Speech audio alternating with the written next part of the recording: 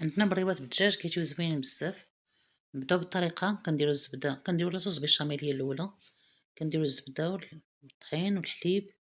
والزعتر والبزار والبودرة ديال الثوم، ونحركو داكشي مزيان حتى كيطيب، نزيدو عليه الفرماج، نحيدوها على جنب، نديرو مقلة وحدة أخرى فيها الزيت، البصلة، طروفة ديال الدجاج، نزيدو بودرة الثوم والزعتر والبزار، الملحة، العطرية ديال الدجاج،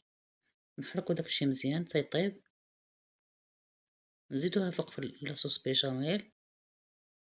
نحركو داكشي مزيان، الحشوة ديالنا كتكون زوينة بزاف،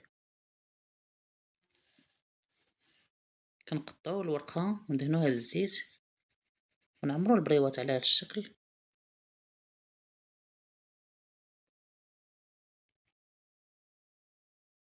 ندخلوهم الفران ولا قليوهم في الزيت